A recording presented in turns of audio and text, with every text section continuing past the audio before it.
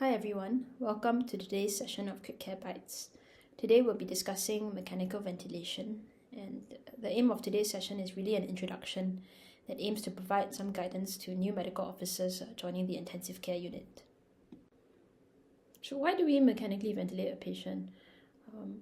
Common indications will include that of hypoxemic respiratory failure, hypercarbic respiratory failure, for airway protection in patients who have a low GCS, or if there's anticipated clinical deterioration such as severe metabolic acidosis or multi-organ dysfunction.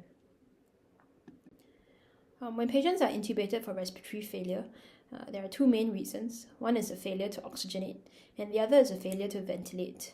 A failure to oxygenate refers to a decrease in arterial oxygen tension, and one can approach this in terms of thinking about the 5 causes of hypoxemia, namely low partial pressure of inspired oxygen, hypoventilation, VQ mismatch, shunt and diffusion defect. In terms of failure to ventilate, these patients will demonstrate an increase in arterial carbon dioxide tension, and this is usually the result of insufficient minute ventilation, where minute ventilation is equal to tidal volume times breaths per minute.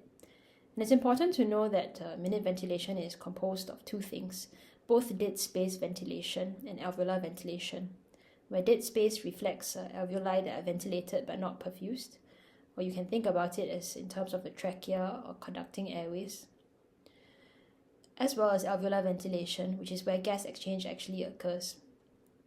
So even though you increase minute ventilation in a patient, you may not see a corresponding decrease in arterial carbon dioxide tension if there is significant dead space. So what happens in mechanical ventilation is that air is forced into the central airways and alveoli, and this will either fully or partially replace spontaneous breathing. And the goals of mechanical ventilation is to improve oxygenation, improve ventilation, as well as to reduce the work of breathing. Mechanical ventilation can be delivered through negative pressure or positive pressure ventilation. A negative pressure is how we normally breathe, where our respiratory muscles and diaphragm contract to increase intrathoracic volume, decrease intrathoracic pressure, and move air into the lungs. The iron lung, which was used in polio patients with respiratory muscle paralysis, as seen in this photo, is an example of negative pressure ventilation, where negative pressure is created around the patient's chest wall to facilitate ventilation in these patients. Positive pressure ventilation involves using pressurized air to move air from the mouth into the lungs, and it can be invasive, where patients are intubated with an endotracheal tube, or in patients with a tracheostomy, or non-invasive in the forms of things like non-invasive ventilation and high-flow nasal cannula.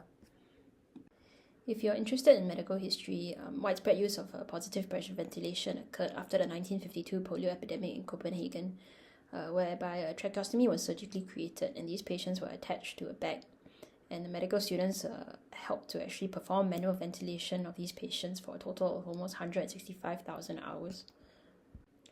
So to understand positive pressure ventilation, you need to understand the equation of motion, whereby the pressure delivered by the machine and the patient's own inspiratory effort must overcome both the elastic and resistive work of inflating the lung.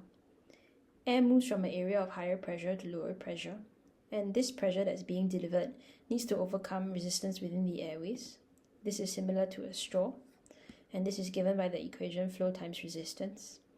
And pressure is also needed to inflate the alveoli, which is akin to a balloon, and this is given by the equation volume over compliance. Intrinsic PEEP, which stands for positive end expiratory pressure, is the pressure held within the alveoli at the end of expiration. And if the patient has intrinsic PEEP, the pressure being delivered by the machine and the patient's own inspiratory muscles also will need to overcome intrinsic PEEP. So this is the equation of motion represented pictorially. So the lungs are like a straw attached to a balloon. So these are the airways and this is the alveoli. And the pressure delivered by the machine, which is through the endotracheal tube, needs to overcome the trans-airway pressure, which is the pressure needed to overcome the resistance and to deliver flow through the straw, and the transthoracic pressure, which is needed to overcome the compliance of the alveoli. And therefore the equation of motion is as follows, whereby elastance is equivalent to 1 over compliance. This is how a mechanically delivered breath looks like when a patient is receiving positive pressure ventilation. So on the y-axis we have the pressure, on the x-axis we have time. As the breath is being delivered, pressure rises from point A to point C, and C is known as the peak pressure, which reflects the total pressure within the respiratory system. It is composed of the resistance pressure as well as the compliance pressure. If one were to perform an inspiratory hold at the end of inspiration, we'll get a value that is known as the plateau pressure, and this is the pressure that is held within the alveoli at the end of inspiration. By doing an inspiratory pause, flow is zero, which eliminates the flow times resistance component of the equation of motion. And a plateau pressure of less than 30 is the target in ARDS management to actually avoid ventilator-induced lung injury.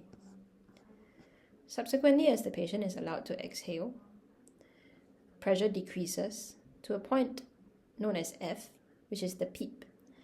PEEP is the pressure within the alveoli at the end of expiration and is measured using an expiratory pause maneuver. And this PEEP is composed of both applied PEEP as well as intrinsic PEEP. There is a concept of a driving pressure, where driving pressure is what it takes to actually inflate the alveoli from end expiration to end inspiration. And therefore, in a volume controlled mode is equivalent to taking the plateau pressure minus the PEEP. In pressure control modes, PS or PC is the driving pressure above PEEP, and in BiPAP, the driving pressure is the IPAP minus the EPAP. To recap some of the terms you might encounter when reading about mechanical ventilation, compliance is the measurement of a distensibility of the lung, and it is calculated by a change in volume over a change in pressure. It is the inverse of elastance. Static compliance is equal to tidal volume divided by plateau pressure minus PEEP, and dynamic compliance is tidal volume divided by peak inspiratory pressure minus PEEP. The normal static compliance is 50 to 100. Resistance is calculated by taking pressure divided by flow, and it is related to the length of a tube as well as the radius of a tube. The longer the tube or the smaller the radius, the higher the resistance will be, and the normal resistance is that of 1 to 8. There are several modes of invasive mechanical ventilation, and the first dichotomy is the control. Control refers to what you are setting on the machine. Are you setting pressure or are you setting volume? If you are setting pressure, then volume is the dependent variable. If you are setting volume, then pressure is the dependent variable, as according to the equation of motion. Next is the sequence of mechanical ventilation, of which it can either be a continuous mandatory ventilation, synchronized intermittent mandatory ventilation, or spontaneous ventilation. Examples of continuous mandatory ventilation include that of a volume control ventilation or pressure control ventilation. All breaths in continuous mandatory ventilation are assisted by the machine, but the breaths can be triggered by the patient if they are spontaneously breathing. But if the patient is not breathing at all, the breaths will be triggered by the machine. For synchronized intermittent mandatory ventilation, this can either be in a volume control or pressure control mode. The patient is allowed to take spontaneous, assisted or unassisted breaths in between machine-delivered breaths. And in PSV, which is spontaneous ventilation, the patient is spontaneously breathing. The patient triggers the breath, the machine assists the patient-triggered breath, and the patient can decide when to cycle off into expiration. We discussed earlier that mechanical ventilation is essentially automation of bagging a patient. So, if one were to actually do bag mask ventilation, what do we actually control when we squeeze the bag? So we decide when or how often to squeeze, which is similar to setting the respiratory rate on the ventilator. We decide how hard to squeeze, which is similar to setting either the pressure or volume on the ventilator. We decide how long to squeeze for, which is the inspiratory time, and we decide how long to not squeeze for, which is the expiratory time. And therefore, the phases of the breath can be divided into three, that of the trigger, the limit, and the cycle. So if we look at the graph over here, A is the trigger, where the breath first starts. B is the limit, where the breath cannot exceed either in terms of pressure or volume. And C is the cycle, where the breath cycles off from inspiration into expiration. Beginning with the first phase of the breath, a breath can either be patient-triggered or machine-triggered.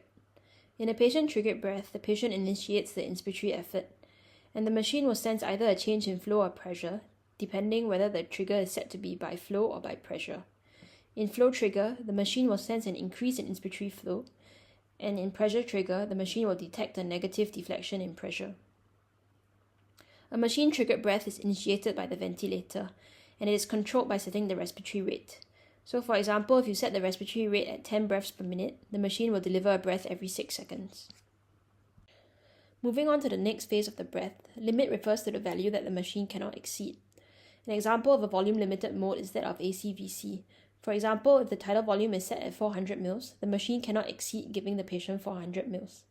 However, it can give less than 400 mL due to preset safety mechanisms, i.e., if there is a high pressure alarm, this will cause the breath to terminate prematurely. An example of a pressure-limited mode is that of ACPC or pressure support, PS. If the machine is set to a pressure support or a PC of 10 cm water, the machine will only deliver 10 cm of water of pressure. The final phase of the breath is known as the cycle, and this is when the machine knows when to stop inspiration and when to cycle into expiration. So cycling can be via time, can be via volume, or via flow. An example of a time-cycled breath would be that of ACPC, where we are able to directly set the inspiratory time on the machine. An example of a volume-cycled breath would be that of ACVC, where we set both the tidal volume and inspiratory flow, and because inspiratory flow equals to tidal volume over inspiratory time, we are able to determine the inspiratory time. Flow-cycled breath would be that of a pressure support ventilation. So what happens in a pressure support ventilation as once a constant pressure is being applied and as one inflates a balloon, the initial flow will be fastest and then slow down. Therefore, as inspiration continues in pressure support mode, flow will decrease. And once flow decreases to a set threshold, usually set at 25% of the peak inspiratory flow rate, the machine will cycle off into expiration. So this is an example of ACPC, which is an example of a time-cycled mode of ventilation. So we can see that the RR is set here at 20 breaths per minute. The inspiratory time is set at 0.9 seconds. Because the respiratory rate is 20, the total cycle time, i.e. the total time for the breath, is 60 divided by the respiratory rate, which is 3 seconds. And expiratory time will therefore be 3 seconds minus the 0.9 seconds set for inspiratory time, which is 2.1 seconds. And therefore the IE ratio is 1:2.3. So this is an example of a machine that is in ACVC mode. This is an example of volume cycling. So what we're able to set in this mode is the tidal volume, denoted here by VT, which is 400 mL. We're able to set the flow, which is denoted here by V, with the dot above, 50 liters per minute. We're able to set the respiratory rate, which is 20 breaths per minute. Because the inspiratory time equals to tidal volume over flow, but flow is in this case in minutes, and after converting the units, we get an inspiratory time of 0.008 minutes, which is equal to 0.48 seconds. By the same calculation of calculating the total cycle time, by taking 60 divided by the respiratory rate of 20, we're able to calculate the expiratory time, which is 2.52, and therefore the IE ratio in this example will be 1:5.25. The machine will automatically calculate this for you as you adjust the parameters of flow, so you don't have to keep calculating these, which can be quite tedious. This is an example of a patient in pressure support ventilation. So you can tell it's pressure support because there's an S at the top here, and it also says spontaneous here. And then you can see that this is only under this bracket which says that it's for backup use only. So for pressure support, how you control the cycling off into expiration is by changing this thing called the E-sense. So the E-sense is basically what the threshold is for the breath to be terminated. Here it says 25%. So what it means is that once the inspiratory flow reaches 25% of what the peak inspiratory flow rate was, the breath will cycle off into expiration. Inspiratory time in pressure support ventilation is therefore variable and controlled by the patient's effort. So what variables do we adjust to improve oxygenation in a patient who is mechanically ventilated? To improve oxygenation, either the FiO2 or PEEP is increased. FiO2, or the fraction of inspired oxygen, refers to the percentage of oxygen within the oxygen-air mixture. So over here it's set at 21%, which is essentially room air, but you can increase this as required. To improve oxygenation, PEEP can also be increased. So PEEP is over here, and here it is set at 5 centimeters of water. So what the ventilator does is actually it maintains positive airway pressure at the end of expiration, and this prevents alveolar collapse. Oxygenation can be improved by increasing PEEP, as this reduces VQ mismatch. We then titrate the FiO2 and PEEP to maintain arterial partial pressure of oxygen between 60 to 100 millimeters mercury, or SpO2 of 92 to 98%, and this is based on several trials for oxygen targets in the general ICU population. Of course, patients with chronic type 2 respiratory failure should have a lower SpO2 target. Now we'll discuss some of the common modes of ventilation you might encounter. So the first mode of ventilation is that of volume control ventilation. In this mode, the ventilator will deliver a fixed tidal volume at a fixed rate, and this is regardless of lung compliance and in the absence of any spontaneous breaths as well. The volume is guaranteed unless a pressure alarm is reached, and this is a safety mechanism to prevent barotrauma. The operator sets the following: tidal volume, usually we'll set it at 6 to 8 mL per kg ideal body weight. We set the rate between 10 to 15 breaths per minute unless you need to blow off more carbon dioxide. And we control the inspiratory-expiratory ratio by adjusting the inspiratory flow rate. And we usually aim for an inspiratory flow rate of 40 to 70 liters per minute and an inspiratory to expiratory ratio of 1:2 or 1:3. Remember that minute ventilation is equal to tidal volume times respiratory rate, and therefore variables are then subsequently adjusted based on the patient's pH and PCO2. So for volume control ventilation, it can be delivered in a controlled mode via continuous mandatory ventilation, known as volume control ventilation or VCV, where all breaths are triggered by the machine. Or it can be delivered in a synchronized mode.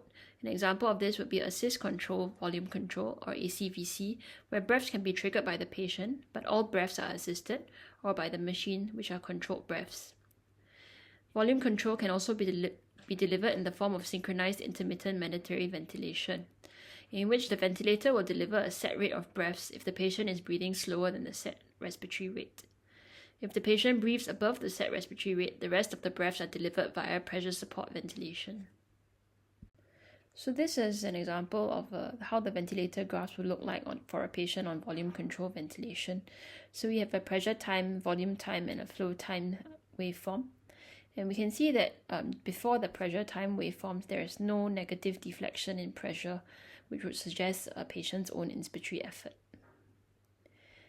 In contrast, if we move on to assist control ventilation, whereby a patient is actually initiating the breath, we can see that over here, there are negative deflections in the pressure.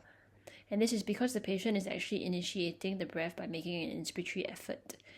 If we look at the breath before that, this is a totally controlled breath as there's no negative deflection before this.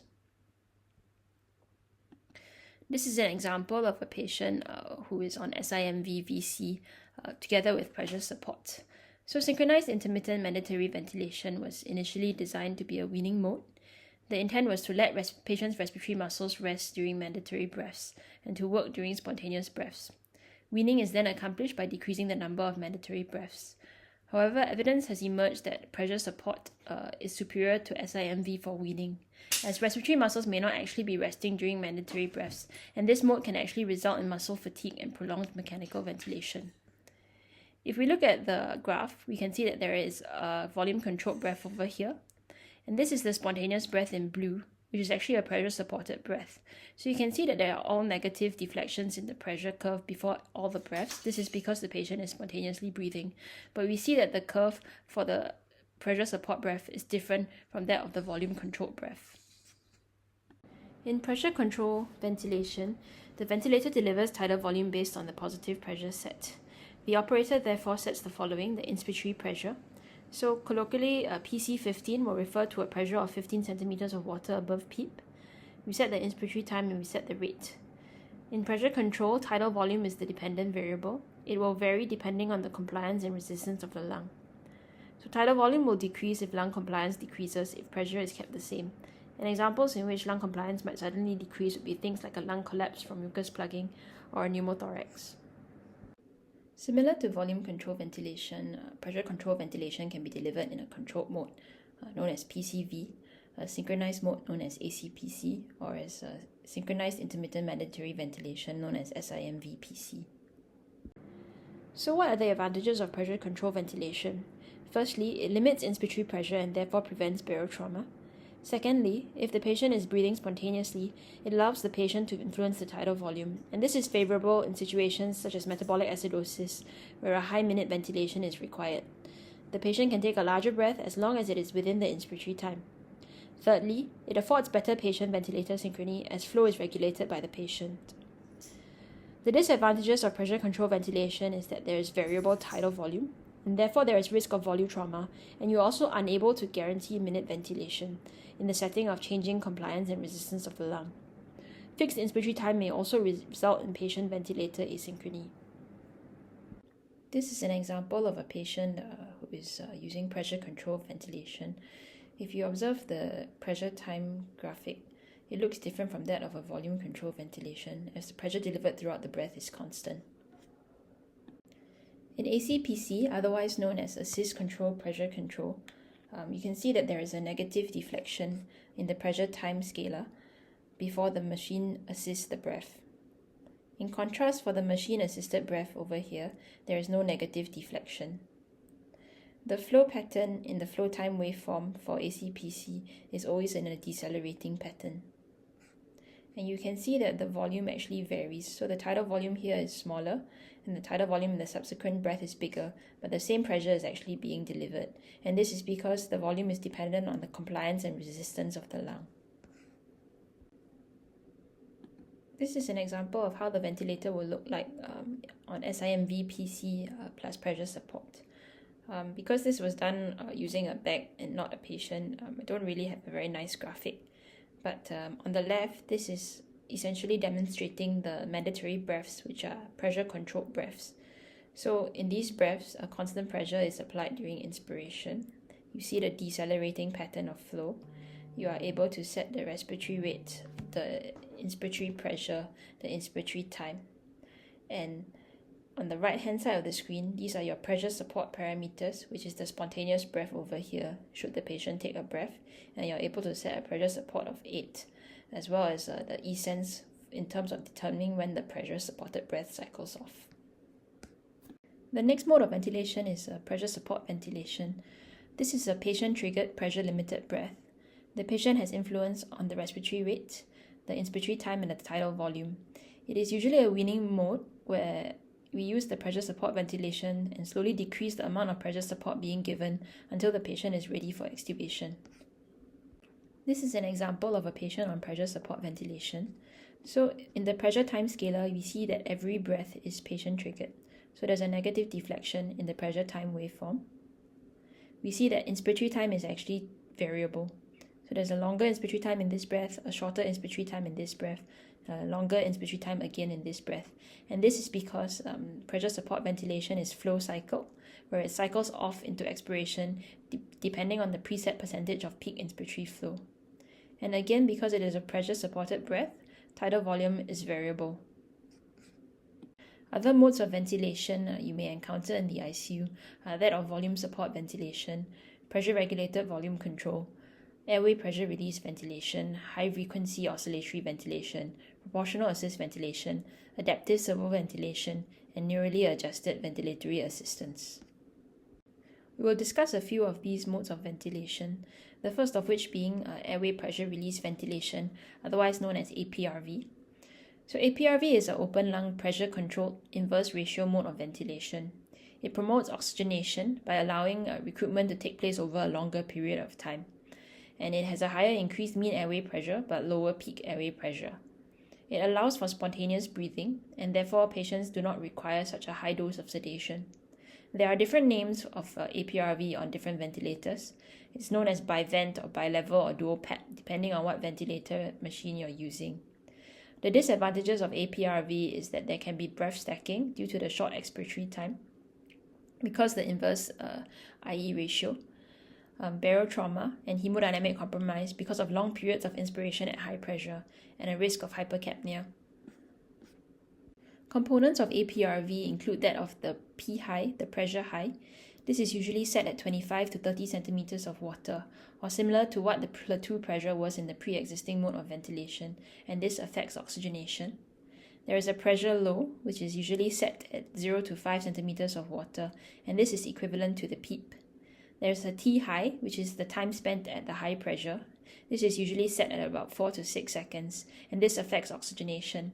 And there is a T low, which is the time spent at the pressure low, which then allows for ventilation. Essentially, the T low is kept short to prevent the pressure from reaching 0, to prevent de-recruitment, so that some amount of auto-peeping actually occurs. And this is adjusted such that the termination of expiratory flow occurs at 25% of the peak expiratory flow rate. This is an example of how the ventilator will look for a patient who is on APRV. So of note, it's inverse ratio ventilation. So normally the inspiratory to expiratory ratio is 1:3 or 1:4. But in APRV, what you want is actually for the inspiratory time to be greater than the expiratory time. And so if you look at this higher pressure, this is the time spent at the higher pressure, and the time spent in the lower pressure is actually much lower. And so again, we set the pressure high to be between 25 to 30 centimeters of water. The pressure low between 0 to 5. T high in this case is 5.5 seconds, and the T low is 0.5 seconds. So if you look at the T low component of the curve, the pressure actually does not actually fall to 0, even though the pressure low is set to 0. And this is because the T low is very short and some amount of air trapping occurs. The next mode we will discuss is PAV, or proportional assist ventilation. So the key thing about this mode is that it delivers an amount of support proportional to the patient effort. So if you look at this graph here on the right side, the y-axis is ventilator pressure and the x-axis is instantaneous effort. If we look at the previous modes of ventilation we discussed, as patient effort increases in pressure control and pressure support, the ventilator pressure remains the same. In VCV, or pressure regulated volume control, because we are setting the tidal volume as a limit to what the machine cannot exceed, as the patient's instantaneous effort increases, the amount of support the machine gives is actually decreased. In contrast, for PAV, as effort increases, PAV actually increases the pressure. So how PAV works is that it calculates the respiratory mechanics using the equation of motion by applying a short end inspiratory pause every 4 to 10 breaths, and therefore will determine the pressure needed in such breath. The percentage support is set on the ventilator to determine how much work the ventilator and the patient does respectively. So over here you can see that this number is set to 75%, and what this means is that the ventilator does 75% of the work and the patient does 25% of the work, and we want the patient's work of breathing to actually lie between 0.3 to 0.7 joules. Other newer modes of ventilation include that of ASV or NAVA, and these are modes typically used in weaning. So for ASV, which is adaptive supportive ventilation, it uses a closed-loop controlled mode of ventilation, and it automatically adjusts settings based on the patient's requirements to optimize work of breathing. The parameters we input into the machine will be that of the ideal body weight, percentage of minute volume, the PEEP and the FiO2, and what the machine will then decide is the respiratory rate, the tidal volume, and the inspiratory to expiratory ratio. NAVA is known as neurally adjusted ventilatory assistance.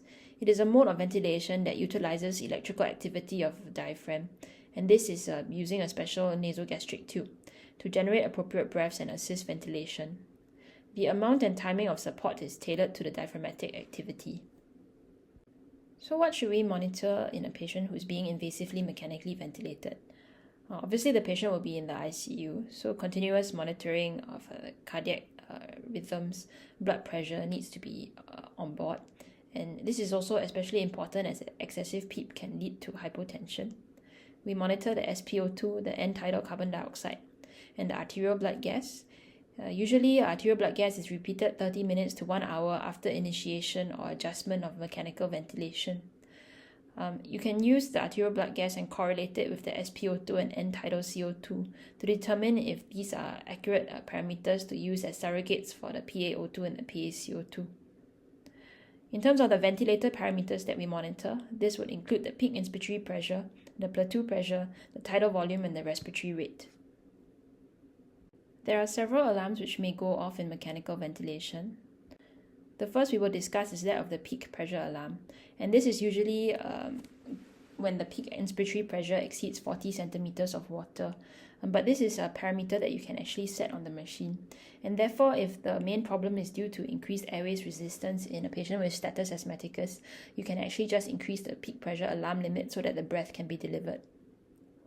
So when approaching a problem with pressure, always think about it in terms of whether this is due to an increase in resistance or a decrease in compliance of the lung. Systematically, you would check the ventilator circuit and the endotracheal tube for any kinks. You can attempt to pass the inline suction through and to suction to check the patency of the tube. Auscultate for unequal breath sounds, wheeze, or crepitations.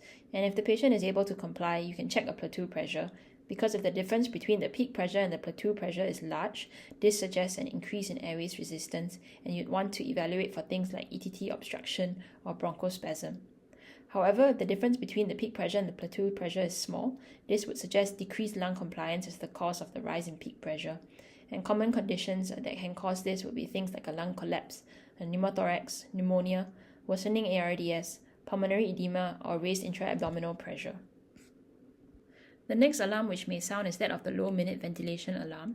It usually occurs in pressure control or pressure support ventilation, as tidal volume is not guaranteed in these modes. If it occurs in a volume control mode, consider the possible causes. That will include that of a leak. This can be from a cuff, circuit, or pneumothorax causing air leak. And what you'll see is actually that the expired tidal volume is less than the tidal volume you set. Other causes of low minute ventilation in a volume control mode would include that of a ventilator dysynchrony, or the peak pressure limit being hit, which will then result in the premature termination of the breath. Other alarms you may encounter is that of the respiratory rate alarm. This is usually capped at 30 to 35 breaths per minute at default, and this occurs when the patient is breathing spontaneously as they are breathing above the set rate. The apnea alarm occurs in patients in pressure support ventilation.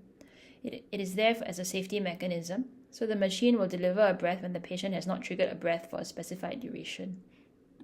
The last two segments of today's talk will be on ventilator-induced lung injury as well as heart-lung interactions during positive pressure ventilation. So ventilator-induced lung injury arises due to inappropriate stress and strain. And the first evidence of VD came from experiments in rats, where people ventilated rats at high peak pressures, and they found that this actually resulted in alveolar edema and therefore the concept of barotrauma. Subsequently, they studied further experiments in rats using high pressure with high volume, low pressure with high volume, and high pressure with low volume, and they found that just a high volume alone, regardless of the airway pressure, can actually be injurious. So what is the concept of stress? Stress is a force applied to an area, such as pressure applied to the alveolus. And when a force is applied by the ventilator, the fibers of the lung develop an internal tension known as stress. When stress is associated with elongation or deformation of the fibers, this is known as strain, and stress is related to strain by this equation where stress equals to K, which is the specific elastance multiplied by strain. Thus, the four different types of ventilator-induced lung injury are that of barotrauma, volutrauma, atelectotrauma, and biotrauma. Barotrauma occurs due to an increase in transalveolar pressure with regional lung overdistension, and this is related to N-inspiratory stress and can result in pneumothorax. Volutrauma is due to overdistension of the alveoli by volume, and this is related to N-inspiratory strain at the alveolar level. Atelectotrauma occurs due to repeated opening and closing of the alveoli, causing a shearing force. And biotrauma occurs as a sequelae whereby all these different types of ventilator-induced lung injury results in cytokine and inflammatory mediator release and subsequently multi-organ dysfunction. How do we then prevent barotrauma? So in terms of ventilator parameters and targets, we target a plateau pressure of less than 30. Remember that plateau pressure is the pressure within the alveoli at the end of inspiration, and we measure this using an N-inspiratory pause. And plateau pressure of less than 30 was found to have significant mortality reduction. The other way we try to minimize barotrauma is to target a driving pressure of less than 15. So driving pressure can be calculated when the patient is on a volume control mode, and you do an inspiratory pause to measure the plateau pressure. The difference between the plateau pressure and the PEEP is the driving pressure. And what the driving pressure does is it actually normalizes tidal volume to the compliance of the respiratory system, which is then a surrogate to the functional size of the baby normal lung in ARDS patients. And Amato did a post-hoc analysis of the ARTSNet study, targeting and found that a driving pressure of less than 15 was significantly correlated with a reduction in mortality. Next, to avoid volutrauma, you will find that in most patients in ICU, we always talk about keeping the tidal volumes at between 6 to 8 mL per kg ideal body weight. And this number actually came from the ARTSNet trial in ARDS patients, where the lower tidal volume strategy had a mortality reduction of 9%. And if you look at what they define the lower tidal volume to be, this was about at 6.2 mL plus minus 0.8 in the patients. Next, to prevent atelectotrauma, we try to keep lungs open by finding the optimal PEEP. So this is a pressure volume curve of the lung. and this is how it normally looks like. It's a S-shaped curve. There is a lower inflection point and an upper inflection point. At a point below the lower inflection point, an increase in pressure will only lead to a small increase in volume, and this occurs because there is collapse of the alveoli. Beyond the upper inflection point, which is over here, again, an increase in pressure will only lead to a small increase in volume, and this occurs because the alveoli are over-distended. And therefore, we want to keep the patient's lungs within the lower and upper inflection point, where a small change in pressure will lead to a large change in volume, and this reflects a point at which the lung compliance is good. How do we actually optimize PEEP to find the best compliance of the lung? So this is an example of the PEEP FiO2 table that was taken from the ArtsNet trial. In general, for most patients, selection of PEEP according to the ArtsNet PEEP FiO2 table should suffice. Several studies have been done which show no significant difference between low or high PEEP strategy. However, subsequently, in patients with moderate to severe ARDS, they found that a high PEEP FiO2 table had better oxygenation with some signal for reduced mortality, but this was in a subgroup analysis. Other strategies to optimize PEEP or individualize PEEP according to the patient have been described, but these have not yet been shown to demonstrate superiority. So some of these methods to actually optimize PEEP would include maximizing PEEP according to the driving pressure. So basically, you find a PEEP that actually decreases the driving pressure, as that suggests that the lung compliance has improved. Other people look at the pressure curves and try to set the PEEP just above the lower inflection point on the pressure volume curve. You can titrate PEEP according to the stress index using esophageal pressure monitoring, imaging techniques such as CT scan or ultrasound, electrical impedance tomography, and lastly, recruitment to inflation ratio has also been used to determine whether patients have recruitable lung units or not. The final concept in ventilator-induced lung injury is that of biotrauma. So the vast majority of patients who die with ARDS do not die from their pulmonary disease, but rather from dysfunction of other organs, and this is a multi-organ dysfunction syndrome. Mechanical ventilation can worsen pre-existing lung injury and produce ventilator-induced lung injury. And not only does barotrauma occur, but there will be an increase in pulmonary and systemic inflammatory mediators, and this is known as biotrauma. The last point I will touch on today in mechanical ventilation is that of heart-lung interactions during positive pressure ventilation. So positive pressure ventilation is opposite to our normal breathing. Normally we breathe by negative pressure ventilation. So during a mechanically delivered breath, what happens is that air is actually forced into the thorax. Intrathoracic pressure increases, and this increases pleural pressure, which is then transmitted to the right atrium. Right atrial pressure increases, and because right atrial pressure increases, venous return to the right heart will actually decrease. This results in a decrease in RV preload.